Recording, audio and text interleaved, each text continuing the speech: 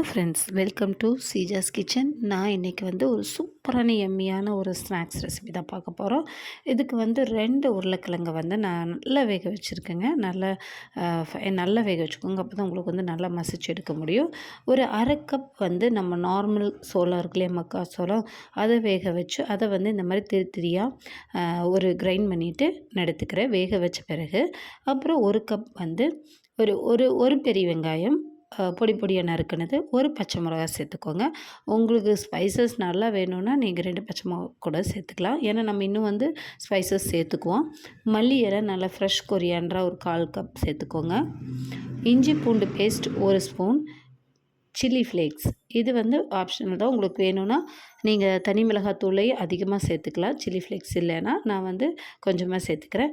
எங்கிட்ட கொஞ்சம் இட்டாலியன் சீசனிங்கும் அப்புறம் ஆரிகனோவும் கொஞ்சம் இருக்குது. நான் அதனால் அதை சேர்த்துக்கிறேன். உங்கள்கிட்ட வேறு ஏதாவது சீசனிங் இருக்குதுன்னா நீங்கள் அதை கூட சேர்த்துக்கலாம். இப்போ நான் இந்த 2ஐயும் சேர்த்துக்கிட்டேன். இப்போ நான் கொஞ்சமாக வந்து கரம் மசால் பொடி சேர்த்துக்கணும். அதாவது சாட் மசாலா, கரம் மசால் பொடி, அப்புறம் மிளகாத்தூள், இது 3மே வந்து நம்ம ஆப்ஷனல் தான்.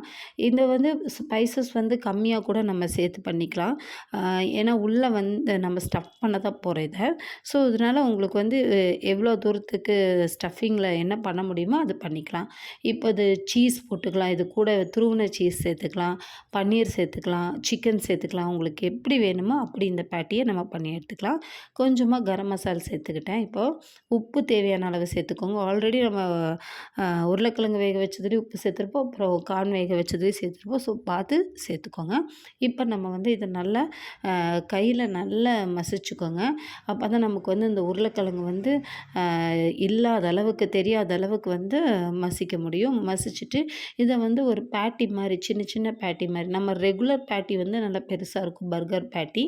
இது வந்து கொஞ்சம் சின்ன சின்னதாக நம்ம தட்டுவடை சைஸுக்கு சின்னதாக நல்லா தட்டி எடுத்துக்கலாம். இப்படி கையில் வச்சு தட்டினீங்கனாலே போதும், ஒட்டிட்டெல்லாம் இருக்காது, நீட்டாகவே வரும். இந்த மாதிரி எல்லாத்தையுமே தட்டி எடுத்துக்கலாம். நான் ஒரு தோசை தவா ஹீட் பண்ணியிருக்கேன். அதில் வந்து நம்ம ரெடி பண்ணி வச்சுருக்கோம் இல்லையா பேட்டி, அதை வந்து 2 சைடு போட்டு குக் பண்ணி எடுத்துக்கலாம். நம்ம இந்த கீமாலாம் பொரிப்போம் இல்லையா, அந்த மாதிரி. இதை வந்து தனித்தனி பேட்சாக நீங்கள் உங்களுக்கு எவ்வளோ வேணுமோ அவ்வளோ பொரிச்சு எடுத்துக்கோங்க. நான் வந்து உங்ககிட்ட ஒரு கொஸ்டின்ங்க. நான் பேசுகிறதுல வந்துட்டு இப்போ உங்களுக்கு ரொம்ப என்ன சொல்கிறது, அரகெண்ட்டாக ஃபீல் ஆகுதுங்களா? ஏன்னா என் கமெண்ட்ஸ் வந்து டைரக்ட் கமெண்ட் அப்படி சொல்கிறாங்க. எனக்கு ஆனால் அது ஃபீல் ஆகலை. நான் எப்பவும் போல தான் இருக்கேன். நான் என்னோடய எஸ்கே சேனல் ஃபேமிலிக்கும் நான் என்னோடய ஒரிஜினாலிட்டியும் இது தான் அப்படிங்கிறதுனால தான் நான் இப்படியே பேசுகிறேன். ஆக்சுவலி உங்களுக்கு அப்படி தோணுச்சுன்னா கண்டிப்பாக கமெண்ட்டில் சொல்லுங்கள்.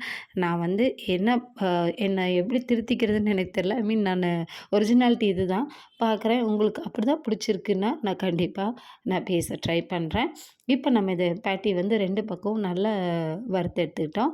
இப்போ இதை தனியாக நம்ம செப்பரேட்டாக ஒரு இதுக்கு மாற்றிக்கலாம். இது மாதிரியே நம்ம செஞ்ச எல்லா பேட்டியும் பொரிச்சு எடுத்துக்கோங்க. இதை வந்து நம்ம ஏன் ஷாலோ ஃப்ரை பண்ணுறோன்னா, இதில் நம்ம வந்து பைண்டிங்க்காக வேறு எதுவுமே சேர்த்துக்கல, உருளைக்கிழங்கு மட்டும்தான் இருக்குது.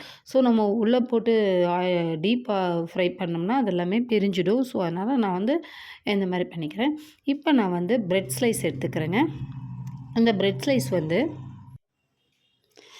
ஸ்லைஸ் எடுத்து நம்ம இந்த மாதிரி ஒரு மூடி வச்சு கட் பண்ணிக்கலாங்க. இல்லை உங்களுக்கு வந்து இன்கேஸ் குக்கி கட்டரெல்லாம் இருந்துச்சுன்னா நீங்கள் அதை கூட வச்சு ட்ரை பண்ணிக்கலாம். இந்த மாதிரி அழகாக நமக்கு வந்துடும். இங்கே பாருங்கள் எவ்வளோ அழகாக வந்துருச்சுன்னு. இந்த மாதிரி நம்ம எவ்வளோ உங்களுக்கு வேணுமோ அந்த அளவுக்கு இது நம்ம ரெடி பண்ணி தனியாக எடுத்து வச்சுக்கலாம். அது கூட இப்போ நான் என்னென்ன ரெடி பண்ணி எடுத்துருக்கேன்னு காமிக்கிறேன். கொஞ்சம் பீஸா சாஸ் எடுத்திருக்கேன். அப்புறம் பிரெட் க்ரம்ஸு, இது வந்து கொஞ்சமாக கார்ன்ஃப்ளவர், ஒரு 2 டேபிள் ஸ்பூன் கார்ன்ஃப்ளவரை தண்ணி விட்டு மிக்ஸ் பண்ணி வச்சுருக்கேன். இதில் கொஞ்சமாக உப்பும் மிளகுத்தூளும் சேர்த்துருக்கேன். இது வந்து நம்ம வந்து ஒரு மைதா பேஸ்ட் ரெடி பண்ணி வச்சுக்கோங்க. அப்புறம் மயோனஸ், இது ஹோம்மேட் மயோனஸ் தான். எல்லாத்தையும் ரெடி பண்ணி வச்சுட்டு நம்ம இப்போ இது பண்ண ஆரம்பிச்சிடலாம். பேக் பண்ணுறேன்னு சொல்கிறேன், பாக்கெட் மாதிரி தானே பண்ண போகிறோம். அந்த மாதிரி இதை வந்து நம்ம ரெடி பண்ணிடலாம். ஃபஸ்ட்டு வந்து நான் பீஸா சாஸ் கொஞ்சம் சேர்த்துக்கிறேன், கொஞ்சம் மயோனஸ் வச்சுக்கிறேன். இப்போ இதை வந்து நல்லா ஸ்ப்ரெட் பண்ணி விட்ருங்க. உங்களுக்கு எவ்வளோ மயோனஸ் வேணும், மயோனஸ் அதிகமாக நல்லா விரும்புவீங்கன்னா கொஞ்சம் ஜாஸ்தியாக வச்சுக்கோங்க. இதுக்கு மேலே ஒரு ஒரு சின்ன ஸ்லைஸ் வச்சுக்கோங்க. இப்போ நம்ம பேட்டியை இதை வச்சிடலாம் சென்டரில். பேட்டியை வச்சு இப்போ நெக்ஸ்ட்டு இன்னொரு ப்ரெட் இருக்கு இல்லைங்களா, இதில் வந்து நம்ம அந்த மைதா பேஸ்ட்டு சொன்னேன் இல்லைங்களா, கொஞ்சம் மைதா மாவில் கொஞ்சமாக தண்ணி மிக்ஸ் பண்ணிங்கன்னா ஒரு பேஸ்ட் மாதிரி ஆயிரும் கன்சிஸ்டன்சிக்கு. இப்போ அதை வந்து நல்லா ஃபுல்லாக ஸ்ப்ரெட் பண்ணிக்கிறேன். ஓரங்களில் ஸ்ப்ரெட் பண்ணாலே போதுமானது தான். பட் இது சின்ன இதாக தானே இருக்குது இந்த பன்னு, ஸோ அதனால் நான் ஃபுல்லாகவே ஸ்ப்ரெட் பண்ணிக்கிறேன். இப்போ அதை வச்சு இதை கவர் பண்ணிக்கிறேன். நல்ல மெதுவாக இப்படி ஓரங்கள் அழுத்தி விட்டிங்கன்னா இது வந்து நல்ல ஒரு பாக்கெட் மாதிரி உங்களுக்கு ரெடி ஆயிரும். பார்த்து ஹேண்டில் பண்ணுங்கள். உங்களுக்கு வந்து ஃப்ரெஷ் ப்ரெட்டு கிடச்சிதுன்னா ரொம்ப நல்லாயிருக்கும். ஏன்னா அப்போ தான் உங்களுக்கு இது வந்து அழகாக பாக்கெட் கன்சிஸ்டன்சிக்கு ரொம்ப அழகாகவே வரும் பாருங்கள். இந்த மாதிரி எடுத்துக்கோங்க. நல்லா சீல் பண்ணி எடுத்துக்கோங்க. இப்போ நம்ம வந்து இதை கார்ன்ஃப்ளவர் கலந்து வச்சுருக்கோம் இல்லையா, அந்த மாவில் இதை வந்து ஒரு அந்த பக்கம் ஒரு பெரட்டு, இந்த பக்கம் ஒரு பெரட்டு அப்படி பெரட்டி எடுத்துக்கோங்க. இது நல்லா ஊறணும்னு அவசியம் இல்லை. ஜஸ்ட் அது வந்து ஒரு பைண்டிங் கோட்டிங்க்காக தான் நம்ம பண்ணுறோம். இப்போ நம்ம அதை வந்து பிரெட் க்ரம்ஸில் சேர்த்துக்கிறோம். இது வந்து ஃப்ரெஷ் ப்ரெட்டை வச்சு நான் பண்ண பிரெட் க்ரம்ஸ் தான். அந்த மாதிரி நீங்கள் எல்லாத்தையும் நல்லா அமுக்கி விட்டு பண்ணிக்கோங்க. அப்போ தான் உங்களுக்கு வந்து அழகாக கோட்டாகி நீட்டாக வருங்க. அதேமாதிரி ஆயிலில் போடும்போதும் பிரியாமல் இருக்கும். இந்த அளவுக்கு நீட்டாக சூப்பராக பண்ணி எடுத்துருங்க. இது மாதிரி எல்லாத்தையும் நம்ம ரெடி பண்ணி வச்சுக்கலாம். நான் பாருங்கள் எல்லாத்தையுமே ரெடி பண்ணி வச்சுட்ருக்கேன். பார்த்தா சூப்பராக இருக்கு இல்லைங்களா, இப்படியே சாப்பிட தோணுது. அந்த அளவுக்கு செம்மையாக இருக்குது. இப்போ நான் ஒரு தவாவில் வந்து ஆயில் ஹீட் பண்ணியிருக்கேன். நான் வந்து டீப் ஃப்ரையும் இல்லை, சாலோ ஃப்ரையும் இல்லாத அளவுக்கு மீடியமாக கொஞ்சம் எண்ணெய் ஊற்றி பண்ணியிருக்கேன். ஏன்னு கேட்டேன்னா நம்ம வந்து இது வந்து ஓவராக வந்து ஆயிலில் போட்டு நம்ம எடுத்தோம்னா ரொம்ப அன்ஹெல்தி ஆயிடும் இல்லையா. ஆல்ரெடி இது அன்ஹெல்தி தான். குழந்தைங்க கேட்குறாங்க எப்பயாவதுக்கு அப்படின்னா ஓகே தான். அப்போ நான் கொஞ்சமாக ஆயில் சேர்த்துக்கிட்டு இதை வந்து இந்த மாதிரி ஃப்ரை பண்ணிக்கலாம் அப்படின்ட்டு இப்போ ஃப்ரையிங் பேனில் போட்டுட்டேன். இப்போ இது வந்து ரொம்ப ஸ்லோ டு மீடியம் ஃப்ளேம்லேயே வைங்க. ரொம்ப ஹீட் வந்துச்சுன்னா, ஏன்னா இது பிரெட் க்ரம்ஸு ப்ரெட்டு தானே, சட்டுன்னு உங்களுக்கு வந்து கலர் சேஞ்ச் ஆயிரும். ஆனால் பட் உள்ளே வந்து நமக்கு அந்த சீஸ் எல்லாம் மெல்ட் ஆகி வரணும் இல்லையா, அதுக்காக நம்ம வந்து கொஞ்சம் மெதுவாக குக் பண்ணால் தான் அது அந்த கன்சிஸ்டன்சிக்கு கிடைக்கும். இப்போ நம்ம இதை வந்து மெதுவாக டர்ன் பண்ணிக்கலாம். உடையாதுங்க. பிகினர்ஸாக இருந்தீங்கன்னா ஆயில் இந்த மாதிரி ஹேண்டில் பண்ணும்போது கொஞ்சம் பார்த்து ஹேண்டில் பண்ணுங்கள். அந்த மாதிரி நல்லா அழகாக திருப்பி போட்டுக்கோங்க. பிரேக்கே ஆகாதது உங்களுக்கு. ஏன்னா நம்ம அந்த சீல் பண்ணிட்டோம் இல்லையா மைதா மாவு பேஸ்ட் வச்சு. ஸோ உங்களுக்கு இதாகாது. வெளியே வந்து கிறிஸ்பியாக இருக்குங்க. அவ்வளோ கிறிஸ்பியாக இருக்குது. கிட்டத்தட்ட 2 மணி நேரம் எங்களுக்கு அந்த அளவுக்கு கிறிஸ்பியாகவே இருந்துச்சு இது. நான் அந்தளவுக்கு எக்ஸ்பெக்ட் பண்ணல. பட் நல்லாவே இருந்தது. நல்லா அவுட்ரு கோட்டிங் வந்து நல்ல கிறிஸ்பியாகவும் உள்ள செம்ம சாஃப்டாக டேஸ்டியாக நம்ம அவ்வளோ ஃபில்லிங்காகவே இருந்துச்சு. ரொம்பவுமே டேஸ்ட்டாக இருந்தது. இப்போ நம்ம இது 2 பக்கமும் இந்த அளவுக்கு ப்ரௌன் ஷேட் வர வரைக்கும் நம்ம வந்து திருப்பி போட்டு இதை ஃப்ரை பண்ணிக்கலாம். இப்போ இந்த அளவுக்கு இது ரெடி ஆயிடுச்சு. உள்ளே வந்து நம்ம வந்து ஸ்டஃபிங் வந்து உங்கள் விருப்பம்னு சொன்னேன் இல்லையா, அதில் வந்து உங்களுக்கு இன்னொரு விஷயம் சொல்கிறேன். இப்போ நம்ம வந்து வெஜிடபிள்ஸ் வச்சு சேர்த்துக்கிட்டோம்.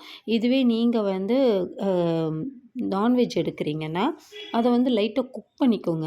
அப்போ தான் உங்களுக்கு இந்த டைம் வந்து குக்கிங் டைம் வந்து கம்மியானது தான். ஸோ அதனால் சிக்கனோ மட்டனோ எது எடுத்திங்கனாலும் ஆல்ரெடி கொஞ்சம் குக் பண்ணிவிட்டு அப்புறமா நீங்கள் இதில் சேர்த்துக்கோங்க. இப்போ நம்மளோட 3 பர்கர் பன் அப்படி அழகாக செம்மையாக ரெடி ஆயிடுச்சு. நான் நெக்ஸ்ட்டு உங்களுக்கு போட்டு காமிக்கிறேன். இந்த மாதிரி அடுத்ததையும் நான் போட்டு எடுத்துக்க போகிறேன். இந்த மாதிரி நம்ம மீதி உள்ளது எல்லாத்தையுமே ரெடி பண்ணி எடுத்துக்கோங்க.